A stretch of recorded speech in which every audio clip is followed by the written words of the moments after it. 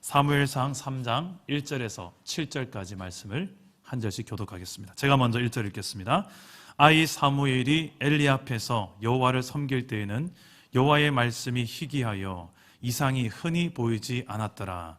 엘리의 눈이 점점 어두워가서 잘 보지 못하는 그때에 그가 자기 처소에 누웠고 하나님의 등불은 아직 꺼지지 아니하였으며 사무엘은 하나님의 궤에 있는 여호와의 전 안에 누웠더니 여호와께서 사무엘을 부르시는지라 그가 대답하되 내가 여기 있나이다 하고 엘리에게로 달려가서 이르되 당신이 나를 부르셨기로 내가 여기 있나이다 하니 그가 이르되 나는 부르지 아니하였으니 다시 누우라 하는지라 그가 가서 누웠더니 여호와께서 다시 사무엘을 부르시는지라 사무엘이 일어나 엘리에게로 가서 이르되 당신이 나를 부르셨기로 내가 여기 있나이다 하니 그가 대답하되 내 아들아 내가 부르지 아니하였으니 다시 누우라 하니라.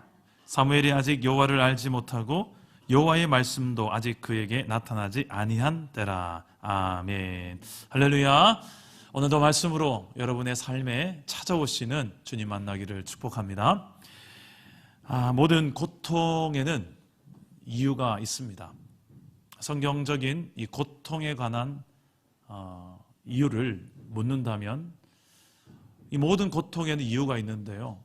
누군가의 잘못 때문에 당하는 고통일 수도 있고 누군가의 잘못 아닌 하나님께서 행하시고자 하는 하나님의 일, 하나님의 뜻을 이루기 위해서 당하는 고통도 있습니다.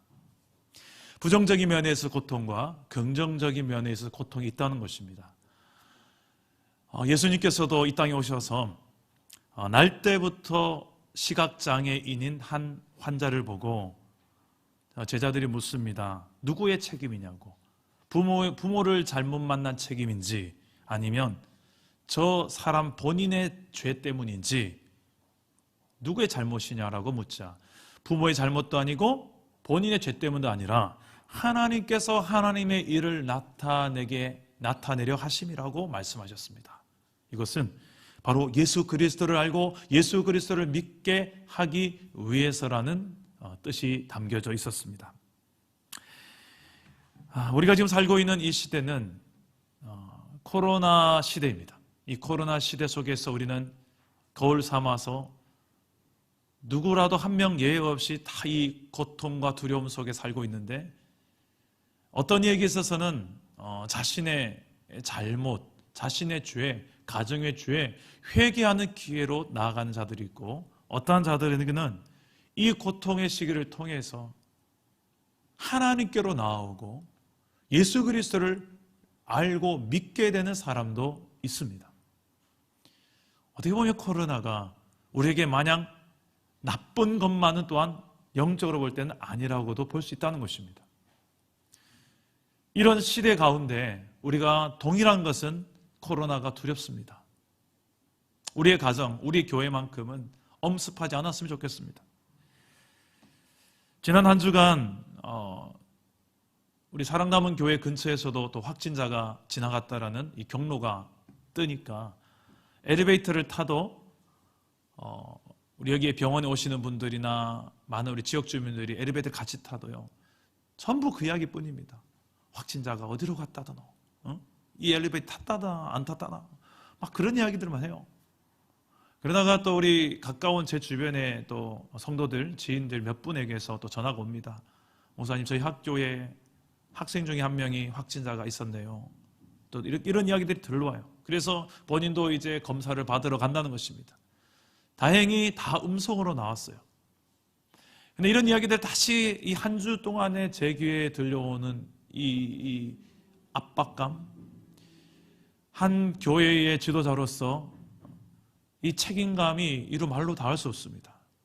혹여나는 마음에 다시 온라인 예배로 전환하고 정말 온라인 예배가 힘든 사람들만 이 자리에 나오라고 해서 지금 몇 분 나와 계신데 이렇게 두려움 가운데 살아가야 되는 이 시대 가운데 우리는 어떻게 이 고통의 시대를 신앙을 가지고 하나님의 그 선한 뜻을 바라보며 걸어갈 수 있을까요?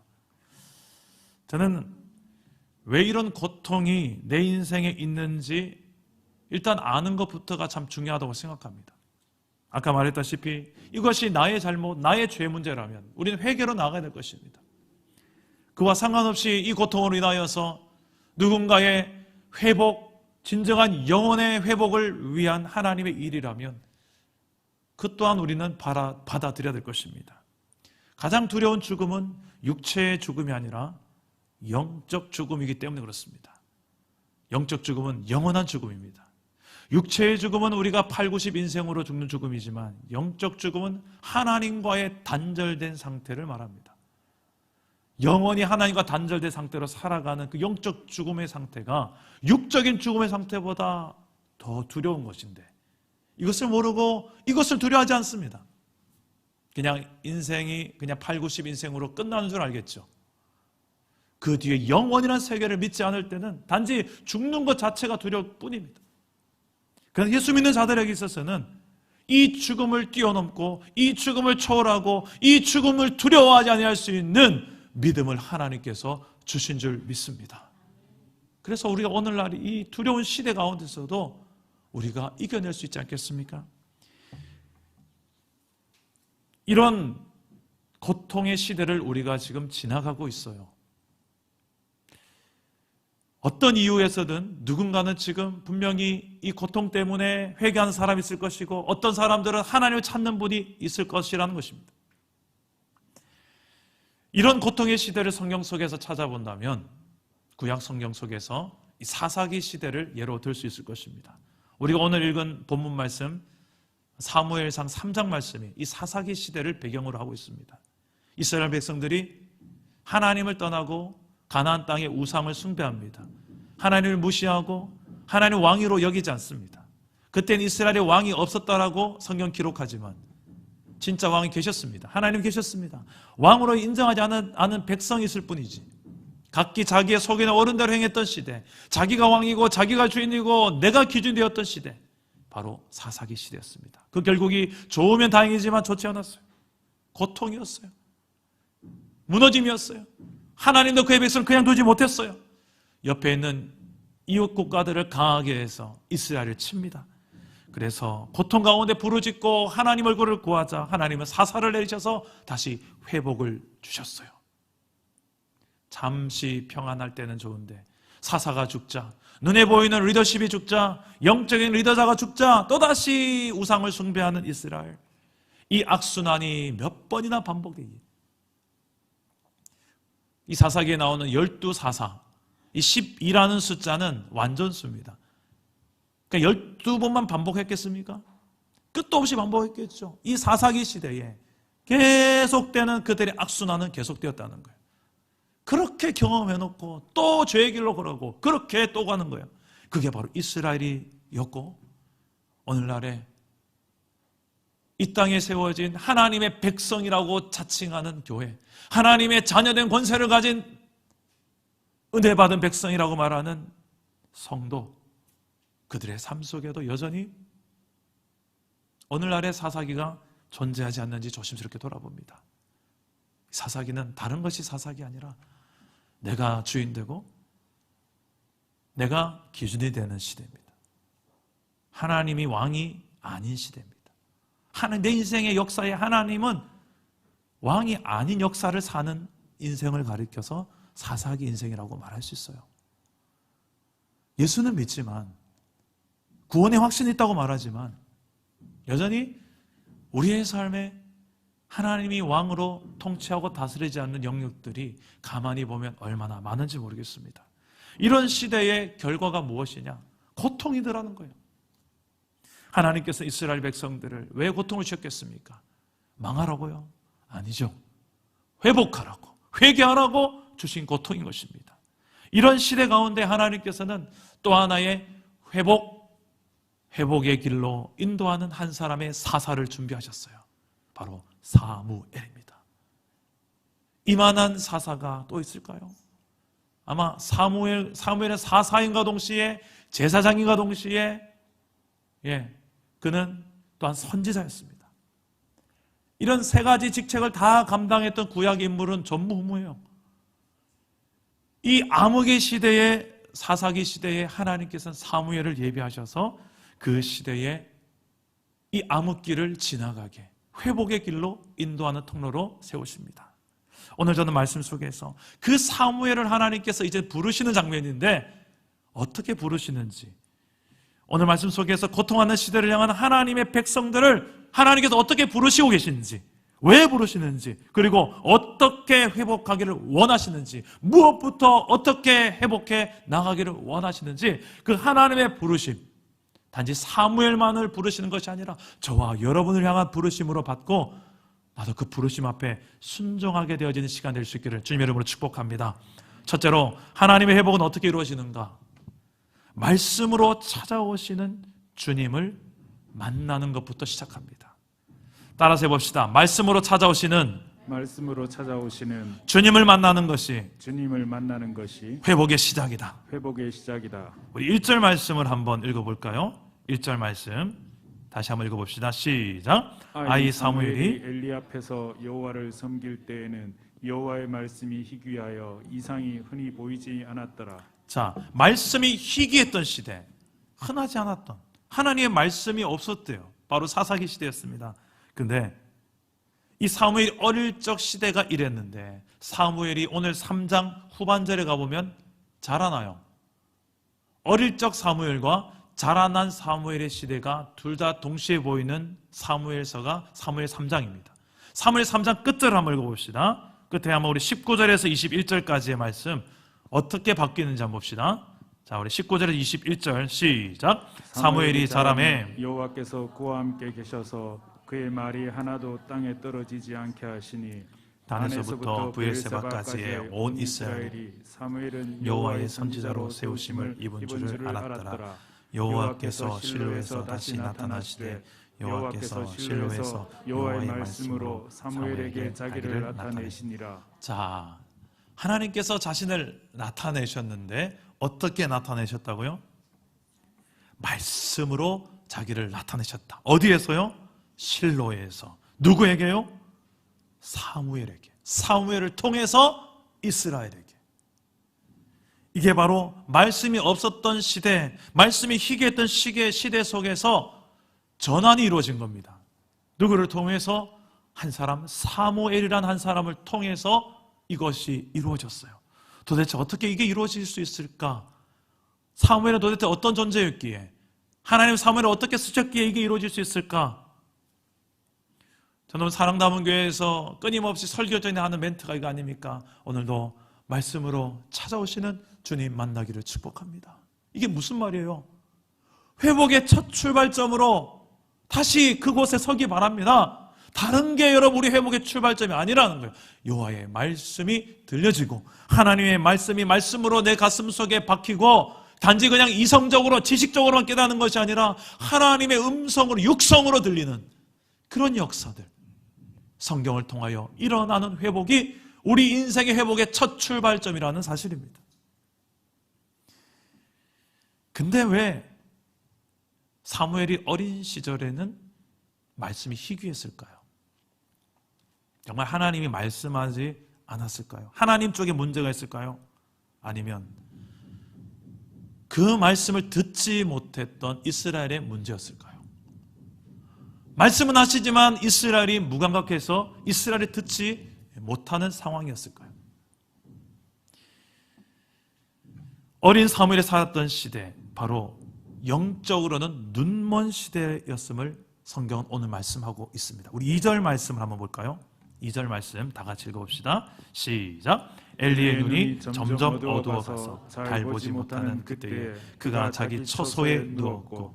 자, 엘리의 눈이 점점 어두워져 가서 나이가 들어서 늙어서 노안이 오는가 보다 이렇게 해석할 수도 있지만 성경 오늘 말씀은 그런 의미에서만 볼 말씀이 아닙니다. 엘리 제사장, 단지 생물학적인 시력이 어두워지는 것만의 의미가 아닙니다. 영적인 시력이 어두워진 것을 지금 지적하고 있는 말씀이에요. 창세기에 등장하는 인물 야곱이 어린 시절에는 철없는 자기중심적이고 자기 욕심밖에 몰라서 어떻게 해서 수단과 방법을 가리지 않고 형 에서의 축복도 장자권도 빼앗고 도망갔던 그 인생 아닙니까? 속이기의 대명사. 옆 사람 발꿈치 잡아서 내가 성공하는 대명사 바로 야곱, 사기꾼 야곱이었어요. 근데 이 야곱이 그 모진 인생길을 하나님께서 그를 연단하시고 다듬으시고 환도뼈도 치시고 그 험난한 세월들을 보내면서 깨달은 한 가지 사실, 내가 어떻게 노력해서 취해서 얻는 복이 아니구나, 하나님의 은혜요, 하나님의 약속의 성취구나, 이걸 나중에 깨닫고 철이 들어요. 야곱이 철든 이제 어른 되고 어르신이 돼요. 그 야곱의 이제 아들들을 축복하는 장면, 유언처럼 축복하는 장면이 있어서 요셉의 두 아들을 축복하는데 오른손 왼손을 이렇게 합니다. 그래서 요셉이 아버님 손이 잘못됐습니다, 이쪽이 장자고, 나도 다 안다. 눈 시력이 나빠서 아버지가 헷갈렸구나라고 착각했는데 요셉이 보니까 그게 아니에요. 야곱은 육적인 시력은 노안이 왔지만 영적인 시력은 어느 때보다도 선명했던 사람이었어요. 그걸 알기 때문에 이렇게 한 거예요. 이스라엘 역사가 앞으로 이렇게 흘러간다는 것이죠. 이 시대에, 이 사사기 시대에 제사장이 없어서 말씀이 없었던 것이 아니었습니다. 제사장은 있었어요. 엘리와 그의 아들들도 있었어요. 그런데 하나님의 말씀이 희귀했던 이유는 하나님께서 말씀하지 않음이라기보다는 그 말씀을 100번 한들 뭐합니까? 듣는 귀가 없고 100번 보여준들 뭐합니까? 보는 눈이 어두워져 있는데, 그게 바로 이스라엘의 영적 상태였다는 것을 지금 지적하고 있는 것입니다. 이 고통의 시대를 해결할 수 있는 길이 왜 하나님의 말씀이 들려지고 찾아오고 말씀이 임해야 되는지 왜라고 생각하십니까? 인간의 나 중심, 사사기의 그 나 중심으로 각기 자기 속에 오른 대로 살았던 그 결과가 결국은 고통이더라는 거예요. 고통의 악순환이더라는 거예요. 그게 하나님의 나라가 임할 수가 없다는 거예요. 하나님의 나라를 체험할 수 없다는 거예요. 왜 예수 믿으면서도 여전히 우리의 가정은 천국과 같지 않을까? 교회는 다니는데 몸뚱아리만 다니고 영적인 시력은 엘리야와 같이 여전히 뜨지 않고 하나님 100번 설교 들어도 이 뭔 말이고, 우리의 영적인 시력이 엘리야와 같은 그런 무감각한 시대, 그렇다면 우리가 정말 하나님의 나라를 누릴 수가 없다는 거예요. 하나님의 말씀이 하나님의 말씀되고 그 말씀이 내 삶 속에 그대로 뚫고 들어와서 하나님의 뜻으로 내가 받아들여져서 이제 나 중심으로 사는 것이 아니라 하나님의 중심으로 산다는 게 뭔지 알았습니다. 내 기준은 이건데 하나님 기준은 이거였네요. 이 성경을 보니까 하나님의 기준이 이렇군요. 우리 부부 관계에서도, 내 자녀들을 양육하는 데 있어서도 이거 내 욕심이었네요. 하나님 이걸 원하는 게 아니었네요. 이거 하나님 원하는 길 맞네요. 이렇게 분별할 수 있는 잣대, 기준 어디 있습니까? 이보다 더 귀한 하나님의 계시가 어디 있습니까? 이 66권 말씀을 사랑하고 가까이 해야 되는 이유가 무엇입니까? 이거 없으면 우리는 그냥 가만 놔둬도, 굳이 가르쳐주지 않아도 죄 잘 지어요. 굳이 가르쳐주지 않아도 자기 중심적으로 살아요.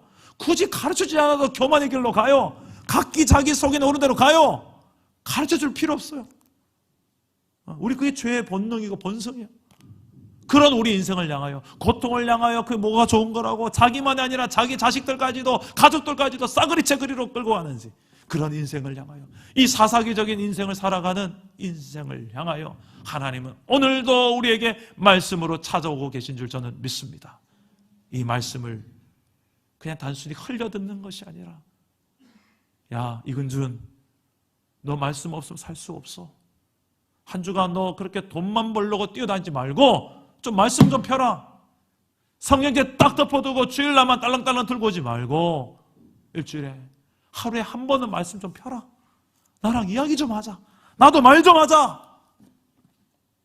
하나님께서 내 인생 가운데 말씀하실 수 있도록 성경을 열고 믿는 저와 여러분 되시기를 주님의 이름으로 축복합니다. 둘째로 하나님 회복은 어떻게 이루어지는가? 따라서 합시다. 환경 탓하지 말자. 환경 탓하지 말자. 자, 우리는 자신의 불행에 대해서 책임을 환경 탓, 부모 탓, 조상 탓, 심지어는 하나님 탓으로 돌릴 때도 참 많습니다. 오늘 말씀에 사무엘이 자라는 환경 그렇게 좋지 않습니다. 엘리의 가정, 엘리의 자녀들, 영적으로 어두운 대명사의 모습을 보여주고 있습니다. 두 아들도 말만 제사장이지 제사법도 모르고 제사법도 어기고 불순종하고 제 마음대로 제사해버리고 심지어는 예배 드려온 예배자들에게 협박하고 돈 뜯어내고 회막문에 수정되는 여자들하고 동침하는 성범죄자로 전락한 이 제사장의 자녀답지 않은 모습들을 사무엘상 2장에 정확하게 적나라하게 드러냅니다. 이런 환경 속에 사무엘이 자라났어요. 근데 어떻게 이렇게 물들지 않을 수 있을까? 여러분 따라서 해봅시다. 배울 것은 배우고 배우지 말 것은 안 배우면 된다. 배우지 말 것은 안 배우면 된다. 참 말은 쉽죠. 말은 쉬워요. 우리는 환경에 참 연약합니다. 영향 안 받을 수가 없어요. 부모의 영향 안 받고 자란 자녀 있습니까? 다 받아요. 그런데 환경에 영향 안 받을 수 없고 다 받지만 그런데 그 환경보다 그 부모의 안 좋은 영향보다 그 형제들의 안 좋은 영향보다 더 크신 더 많이 더 자주 하나님께 영향을 내가 받는다면 이야기는 달라질 것입니다. 할렐루야. 엘리 제사장 속에 그 안에서 자라난 것 같지만 사무엘은 결국 하나님 안에서 자라났다는 것을 말씀하고 있는 거예요. 그러지 않고서는 이루어질 수가 없습니다. 여러분, 그러나 엘리에게도 배울 게 있어요. 사무엘이 어린 시절에 하나님께서 그를 부르십니다. 사무엘아, 사무엘아. 그는 처음에 이게 하나님의 음성인 줄 몰라요. 아, 엘리 제사장이 날 불렀구나 해서 부르셨나이까. 난 너 부른 적 없다. 가서 자라. 3번이나 그렇게 왔다 갔다 하다가 3번째쯤 되니까 이제 엘리 제사장이 눈치를 챕니다. 아, 하나님이 지금 사무엘을 부르고 계시구나.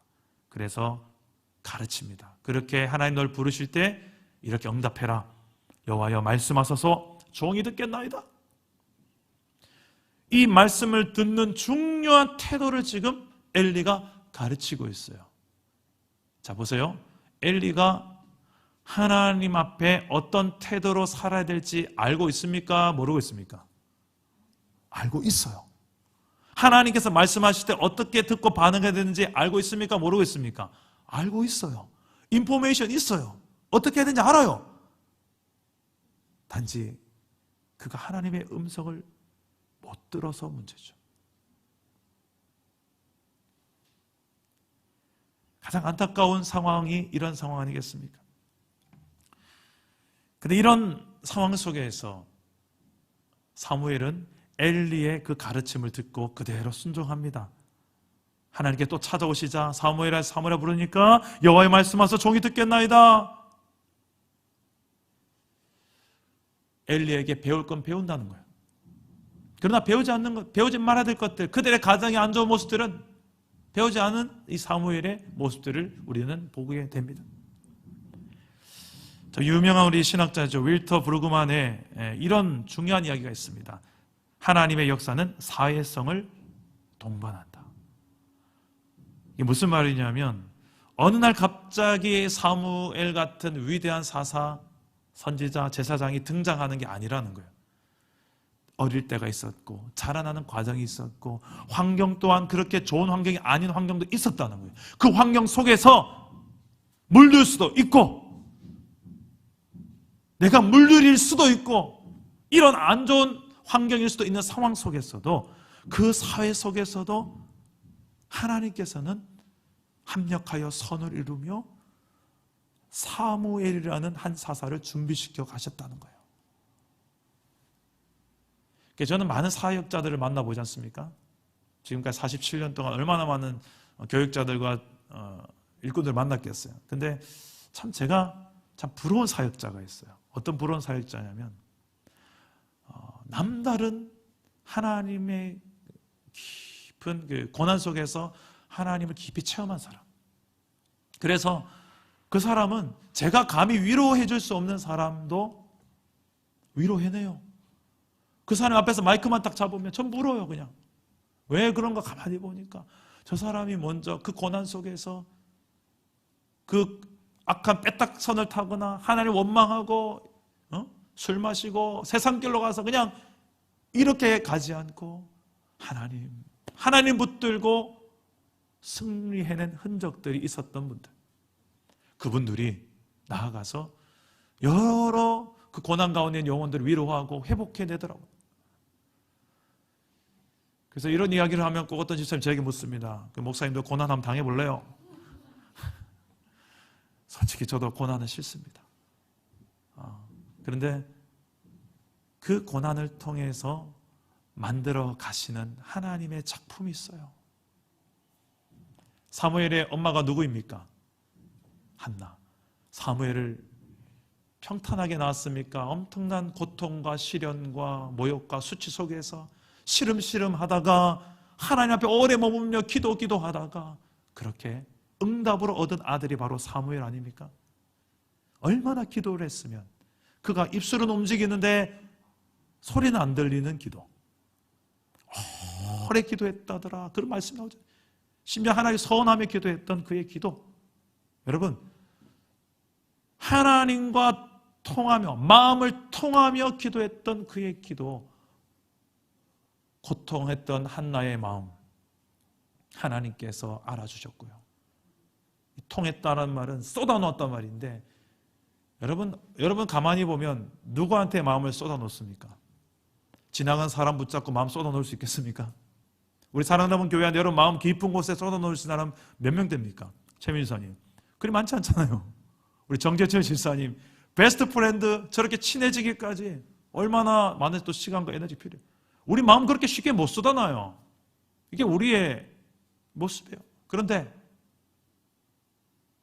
한나가 마음을 다 쏟아놓을 수 있었던 이유, 그만큼 하나님 앞에 오래 머물며 하나님과 친밀해진 관계가 되었기 때문입니다. 나아가서 이 정도 되는 분이라면 내 마음 다 쏟아놔도 되겠다, 신뢰 관계가 됐을 때 나오는 게 쏟아놓는 거예요.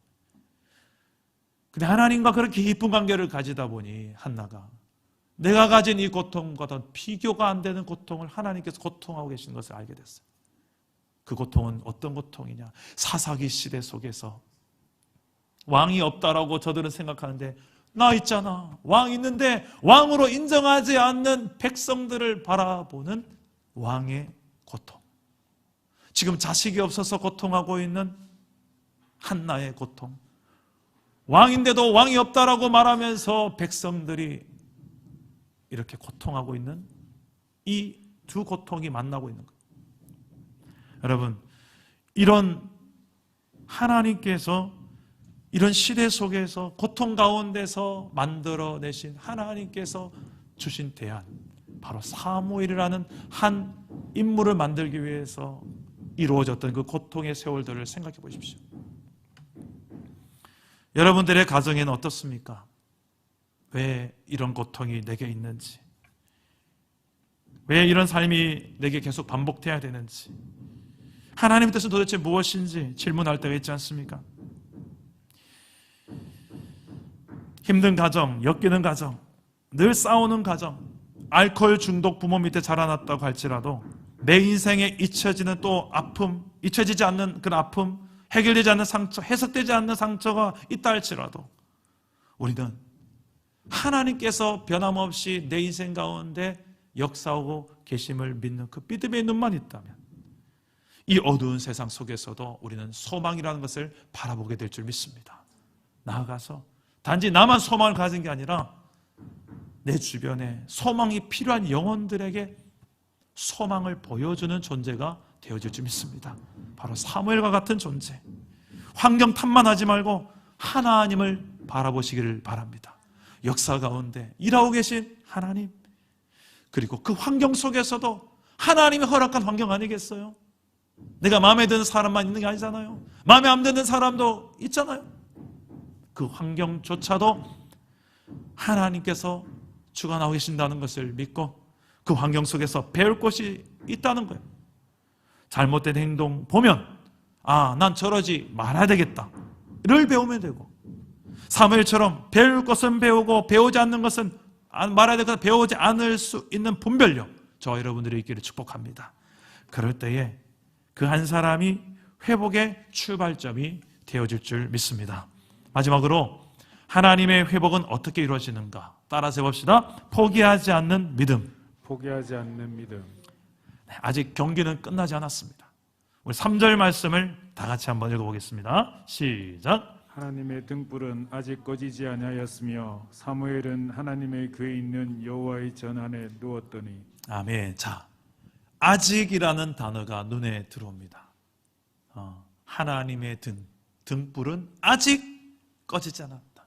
성소 안에 여러 가지 기물들을 비추었던 그 등불, 그 등잔대, 등불이 아직 꺼지지 않았다. 제사장이 늘 그 등불을 지켰던 사명을 가졌던 존재였죠. 아마 이 사무엘이 그 안에서 잠들었어요. 잠들었는데 등불이 지금 잠든 사무엘을 비추고 있습니다. 지금 이 장면을 왜 이렇게 성경이 기록하고 있을까요? 하나님의 등불, 소망의 등불은 지금 누워있는 사무엘을 비추고 있습니다. 마치 소망 없는 이스라엘의 어두운 상태를 빛으로 밝히시는 하나님의 등불 역할을 할 사람이 바로 이 사무엘이라고 하는 것과 같이 보입니다. 하나님의 마음은 이스라엘을 포기하지 않습니다. 그래서 하나님은 사무엘의 어머니인 한나를 이렇게 처음부터 임신하지 못하게 하셨고, 또한 본인 나를 통해서 한나가 격분케 되었고 고통하며 기도하게 하실 때에 결국 하나님의 마음과 통하게 하시고 하나님의 마음을 보여주시고, 그리고는 기다렸던 아들 사무엘을 주셨습니다. 한나는 알았을 거예요. 이 자녀가 없어서 고통하는 한나 자신의 고통과 큰 하나님의 고통을, 그리고 끝까지 포기하지 않으시는 그 하나님의 열심을, 이스라엘을 향한 그 마음을, 그래서 아들을 주신다면 이 이스라엘을 회복할 수 있는 아들로 내가 드리겠습니다. 저는 이번에 말씀을 준비를 하면서 한나의 서원 기도에 약간의 이런 긍정적인 마음을 열기 시작했어요. 예전에는 서원 기도는 이렇게 하면 안 되는데 라는 마음이 지배적이었어요. 왜요? 내가 이거 줄 테니 하나님 주세요. Give and take. 그 정도로만 해석했을 때가 제가 많았었는데, 오늘 이런 역사적인 정황과 상황, 그리고 사무엘 자라난 과정 속에서 한나를 다시 재조명해 봤을 때 하나님과 깊이 통하면서 도대체 무슨 기도를 했을까? 도대체 하나님 뭐라고 응답하셨고 뭘 보여주셨을까? 뭘 깨닫게 하셨을까를 생각해 보니까 한나가 하나님의 마음을 알아버린 것 같아요. 그래서 내 아들 주신다. 이 혼탁한 시대 가운데 당신의 종으로 원없이 나시린으로 드린다는 것은요, 송두리째 다 드린다는 거예요. 나시린으로 드리겠습니다. 평생을. 기간을 정해놓고 나시린을 드리기도 해요. 근데 한나의 기도는 그렇잖아요. 평생을 나시린으로 드리겠습니다. 전부를, 전심을 다 드리겠습니다. 쓰십시오. 당신의 나라를 위하여, 이 땅의 회복을 위하여 아들을 주시고 그 아들을 쓰십시오. 사무엘이 자라날 때 엄마 한나는 절기 때마다 실로에 가서 예배를 드릴 때마다 그냥 가지 않았어요. 빈손으로 가지 않았어요. 옷을 짜서, 겉옷을 짜서, 아이고 우리 사무엘이 요만큼 자랐겠지, 요만큼 더 크게 옷을 만들어야 되겠다. 옷만 줬을까요? 엄마들 대답해 보세요.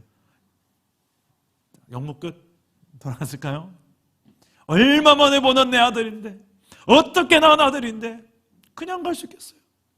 내가 해줄 수 있는 최고의 말, 짧은 시간에, 마치 면회 갔을 때 시간 다 돼가는데 이 짧은 시간에 무슨 말을, 이런 심정으로 엑기스만 가지고 아들에게 말하지 않았겠어요? 뭐라 말했을까요? 사무엘아, 너는 엄마가 기도로 낳은 아들이란다. 그때 기도하면서 엄마는 하나님의 마음을 알아버렸어. 자식이 없어서 고통하는 엄마의 고통보다 하나님이 더 고통하신다는 걸 알았어. 이스라엘 사람들 왕이 없어서 고통당하는 모습을 알았단다. 근데 왕이 없는 게 아니었어. 이스라엘 왕은 여호와 하나님이야. 하나님은 우리 조상 아브라함 때부터 우리 이스라엘의 왕이셨어. 출애굽하며 우리가 구원받을 때부터 하나님 이스라엘이 이끄시는 왕이셨고, 애굽 땅에서 하나님 나라의 백성을 변성하게 하신 분도 하나님이셨고, 신의 산에서 하나님 나라의 법도 율법도 주셨고, 약속의 땅 가나안 땅까지 주셨어. 근데 이스라엘이 왕이신 하나님을 버렸단다. 하나님을 더 이상 왕으로 여기지도 않고 가나안 땅의 다른 신들을 찾고 섬기기 시작한 거예요. 풍요가 우상이 되고 즐기는 것이 우상이 되어 하나님 아닌 다른 신들을 찾기 시작한 거예요. 하나님 마음이 너무 아프셨단다. 내가 너를 하나님께 서원하여 드릴 수 있었던 이유가 바로 이거야. 엄마가 너를 얼마나 기다리고 기다려서 낳았는데 어떻게 아무 이유 없이 너를 내 품에서 떠나 키울 수 있겠니? 너는 이 하나님의 마음을 아는 종이 되었으면 좋겠다. 하나님의 고통을 아는 종이 되거라. 그래서 이스라엘의 마음이 하나님께로 돌아설 수 있게 하거라. 이 어두운 이스라엘을 밝히는 등불로 살아가거라. 이러지 않았을까요? 저는 이렇게 말씀을 묵상하다가 한나가 도대체 가서 사무엘에게 무슨 말을 하며 옷을 건네줬을까? 그가 자라나면 자라날수록 그 단계를 올려가면서 어떤 내용을 교육했을까? 실제로 사무엘은 그렇게 영적으로 어두운 이스라엘을 밝히는 하나님의 등불의 역할을 감당하게 됩니다. 사무엘상 7장으로 넘어가 보면 사무엘은 이스라엘의 영적 대각성을 위해서 미스바라는 곳에서 대각성 집회를 벌입니다. 그때 미스바 대각성 집회 바로 직전에 사무엘이 이스라엘 백성들에게 요구한 것이 있었어요. 그 고백 속에 사무엘이 얼마나 하나님 마음을 잘 알았는지를 알 수 있게 되는데요. 우리 7장 3절과 4절 말씀을 한번 찾아볼까요? 사무엘상 7장 3절과 4절 말씀을 여러분이 한번 읽어주시겠습니까? 다 같이 읽겠습니다. 시작! 사무엘이 이스라엘 온 족속에게 말하여 이르되 만일 너희가 전심으로 여호와께 돌아오려거든 이방 신들과 아스타롯을 너희 중에서 제거하고 너희 마음을 여호와께로 향하여 그만 섬기라. 그리하면 너희를 블레셋 사람의 손에서 건져내시리라. 이에 이스라엘 자손이 바알들과 아스타롯을 제거하고 여호와만 섬기니라. 아멘. 사무엘은 정확하게 이 고통의 원인이 뭔지 알았어요.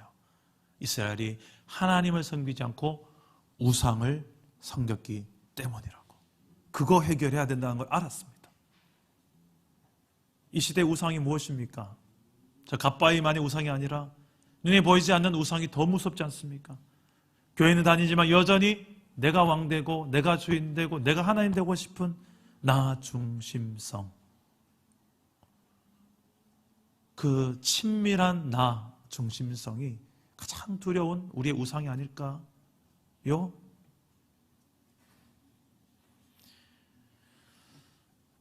우리의 삶 속에 수많은 고통들이 지금 존재합니다. 코로나만이 아니죠. 설상가상으로 코로나까지 겹친 가정들이 너무 허다합니다. 이미 충분히 고통스러웠는데 가정의 문제로, 물질의 문제로, 관계의 문제로 여러 가지 이미 충분히 고통스러웠는데 코로나까지 와서 더 고통스러운 가정도 너무 허다합니다. 이 고통 때문에 이기지 못해서 또 생명을 끊어버리는 지금 안 좋은 소식들이 계속 또 들려와요. 지난 주간은 제가 또 그런 또 장례를 집례하고 왔는데 얼마나 가슴이 아픈지 모릅니다. 하나님, 이 소중한 생명들이 죽어가는 모습들을 언제까지 지켜봐야 됩니까? 하나님 살려주십시오. 이 시대적 아픔을 보게 하셨어요. 25살밖에 안 된 그 아들이 자살하기까지 얼마나 많은 고민을 했을까? 그 부모의 마음은 얼마나 찢어질까? 얼마나 울었는지 모릅니다. 근데 하나님께 제게 그 말씀하시는 것 같았어요. 난 너보다 더 아프다. 이 시대를 보며 그렇게 말하고 그렇게 많이 깨달을 만한 상황들을 줘도 아직도 여전히 그 자리에 머물고 있는 이 시대를 보면 난 더 아프다. 여러분, 우리가 2020년도를 교회로서 살아내야 되는 분명한 이유가 있을 줄 믿습니다. 사명이 있어요. 그냥 여러분 교회 왔다 갔다 출입하는 정도로만 생각하지 마시고 하나님의 뜻이 무엇일까? 나를 통하여서 지금 이 시대에 내 주변의 이 영혼들을 향하여서 내가 어떻게 살아야 될 것인가? 다른 데서 찾지 않고 하나님의 말씀이 들려진 데서부터 출발해야 됩니다. 말씀 앞으로 나아가시고, 그리고 내 환경 탓하지 말고 누구 책임 묻지 마시고 하나님께로 나아가시면 돼요. 그리고 배울 건 배우고 배우지 말아야 할 건 배우지 않고 하나님께 더 큰 영향을 받을 수 있는 곳에 나를 끊임없이 두는 거예요. 한나처럼 하나님 앞에 오래 머무는 거예요. 입술은 벌려져도 소리가 안 들릴 정도로 하나님 앞에 머물러 보셔야 돼요. 그 가운데 하나님의 마음과 내 마음이 통해 보셔야 돼요. 그 고통의 이유가 또 무엇인지 깨닫고 그 가운데 사무엘을 잉태하게 된 역사, 단지 한 가정의 기도의 응답으로서의 사무엘이 태어나는 정도가 아니라 한 나라의 아픔을 구원해 줄 자, 한 민족을 살려낼 자, 사무엘이 태어난 것처럼, 그가 자라난 것처럼 저와 여러분들의 이 한 주간의 삶에 다른 것을 우리가 바라보는 것이 아니라 오직 우리의 유일한 해결자 되시는 주 예수 그리스도를 바라볼 수 있기를 주 예수 이름으로 축복합니다. 말씀을 맺겠습니다. 하나님의 회복은 어떻게 이루어지는가? 이 사사기 시대와 같은 고통의 시대를 계속 반복되는 끝이 보이지 않는 이 시대를 우리는 어떻게 살아갈 것인가? 어떻게 회복을 우리가 이루어내며 걸어갈 수 있을 것인가? 성경은 말합니다. 교회된 너희가, 하나님 백성된 너희가 먼저 말씀이 들려지는 그곳에 있는 것, 이것이 회복의 출발이라고. 말씀이 들려지는 시대, 말씀이 없어지는 시대가 아니라 말씀이 들려지는 시대, 그리고 환경 탓하지 않고 여호와 하나님을 끊임없이 바라보고 포기하지 않는 믿음. 9회 말 투아웃부터 야구는 시작이다라는 말까지 있더라고요. 경기는 끝나지 않았습니다. 포기하지 마십시오. 하나님 살아계십니다. 다시 하나님 소망하는 마음, 믿음 가지고 붙드시는 저와 여러분 되시기를 주님의 이름으로 축복합니다. 우리 말씀을 생각하면서 우리 함께 찬양하고 기도하겠습니다. 괴로울 때 주님의 얼굴을 바라보라.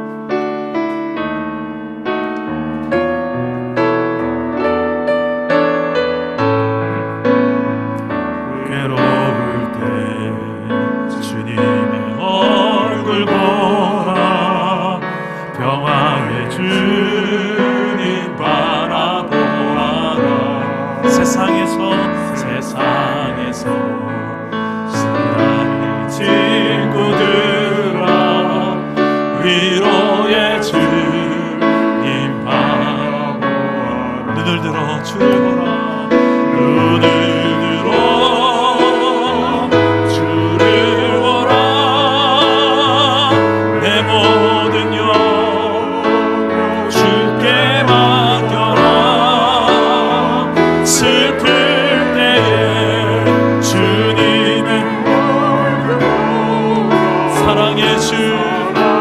주님 아시 주리라. 힘이 없고 내 마음 연약할 때 능력의 주님 바라보아 주의 이름 모든 자들 힘주시고 눈을 들어 주를 보라. 눈을 들어 주를 보라. 내 모든 영여 주께 맡겨라. 슬픈 때에 주님의 얼굴 보라. 사랑의 주 눈을 들어 주를 보라. 주의 마음을 보라. 눈을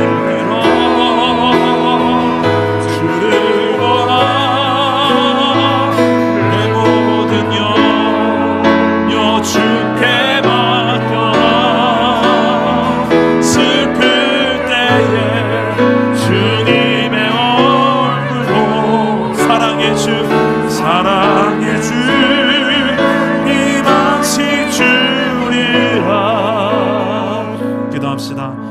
오늘 말씀을 붙들고 기도합시다. 고통 가운데 있는 이 시대를 놓고 중보하며 기도합시다. 어디서부터 회복의 출발이 되는지, 하나님은 변함없이 이 시대에도 또 하나의 사무엘이 되어질 이 시대의 사무엘을 찾고 계시고 또한 부르고 계십니다. 예수를 믿는 저와 여러분이 이 시대의 등불이 되기를 소망하고 계신 줄 저는 믿습니다. 그 출발이 어디입니까? 거창하게 뭔가 나라를 구하겠다고 거창하게 나선다기보다 하나님이 원하시는 건 단순합니다. 말씀이 들려지는 자리로 가라는 것입니다. 말씀으로 찾아오신 주님을 만나는 것이 회복의 시작이라는 것입니다. 주여, 말씀의 우선순위가 회복되게 하여 주옵소서. 밥을 먹지 않을지언정 말씀은 먹게 하여 주시옵소서. 환경 탓하지 말게 하옵소서. 바쁘다고 힘들다고 탓하거나 핑계하지 말게 하시고, 부모 탓, 조상 탓, 환경 탓하지 말게 하시고, 주님, 더 큰 영향력을 받는, 하나님께 더 큰 영향을 받는 자리로 내가 나가게 하여 주시옵소서. 그리하여 준비된 하나님의 종으로서, 또 포기하지 않는 믿음으로서 이 모든 고통의 시대를 이겨내고 소망의 등불, 시대를 밝히는 소망의 등불의 역할로 나를 사용하여 주옵소서. 우리의 가정 안에, 일터 안에, 교회와 나라와 민족 가운데 나와 우리 사랑남은 교회를 써주옵소서. 저를 따라오기도 합니다. 주여, 은혜를 주옵소서. 주여, 회복을 주옵소서. 주여, 나를 써주옵소서. 기도합니다. 오 하나님 아버지여, 우리가 이것을 위하여 여기 있는 줄 믿습니다. 나를 부르시는 하나님, 나를 부르시는 하나님, 세상의 안락함을 위하여 살지 말게 하시고, 세상의 폭력만을 위하여 사는 자가 되지 말게 하시고, 눈을 들어 주를 보며, 눈을 들어 주의 얼굴을 보고, 눈을 들어 주의 말씀을 보는 주의 백성들이 하여 주십시오. 시대를 향하신 하나님의 마음을 통하는 아버지 하나님이여, 우리가 한나와 같은 기도하는 종이 되기를 원합니다. 하나님의 말씀이 들려지고 선포하는 사물 같은 종이 되기를 원합니다. 주의 마음을 아는 주의 백성, 하나님을 찬양하라. 이 땅의 왕으로 선포하며 여호와 나를 왕으로 인정하지 않는 수많은 영혼들을 향하여서 아버지 하나님의 고통하신 하나님의 마음을 태어나며 주의 말씀을 태어나여 증거하는 주의 몸된 교회를 위하여 주시옵소서. 우리가 그러기 위하여 하나님의 시대를 살아가야 될 교회를 믿습니다. 사람 남은 교회들이 중산집에 세운 하나님의 뜻이 살리라고, 저 소망하는 땅에 소망을 말하라고, 고통 가운데 죽어가는 자들에게, 두려워하고 있는 자들에게 진짜 하나님 주여, 육신의 두려움, 육신의 초원 두려움, 영혼의 두려움, 영혼의 초원 두려움이 더 큰 두려움이라고 쌓게 하시고, 복음을 말하게 하시고, 소망의 일방 주의 백성들을 위하여 주십시오. 내 아버지 하나님, 오늘 하나님 우리를 부르셔서 우리 아버지 하나님 그런 주의 일을 따르시는 힘을 허락하여 주시고, 믿음의 길로 걸어갈 수 있도록 도와주십시오. 하나님 힘을 내어 주시고, 아버지 도와주시옵소서. 붙잡아 주시옵소서. 우리 연이어서 한 번만 더 기도합시다. 여러분, 가정과 우리 교회를 위해서 한번 기도합시다. 가족이 함께 지금 온라인으로 예배하는 현장이라면 한번 손을 잡아주시겠습니까? 아니면 꼭 끌어안고 기도해 주겠습니다. 여러분, 가정을 위해서 기도하실 때, 그리고 우리 교회 공동체를 위해서 기도하실 때 이 기도 제목까지 기도합시다. 우리 끊임없이 사사기 시대로 회귀하게 하려는, 악순환의 그 길로 다시 돌아가게 하려는 그 원인이 뭐냐면 나 중심, 하나님이 아닌 나 중심으로.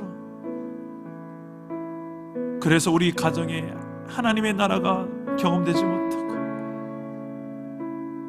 계속된 큰 소리가 나고 계속된 섭섭한 마음이 오가고, 교회가 연말에 내는 예산을 잡는 가운데 사단이 또 판을 칠 수가 있습니다. 또 조직이 개편되는 가운데서도 섭섭마귀가 판을 칠 수가 있습니다. 목사님 나를 사랑하지 않는가 보다, 이 교회 떠나야 되겠다. 여러 가지 해석이 또 오갑니다. 그럴 수 있어요. 그게 연말이에요. 제가 지금까지 겪었던 교회들의 대부분이 그런 경우가 너무 많았었어요. 우리 사랑남은교회는 아니기를 저는 소망하고 있습니다.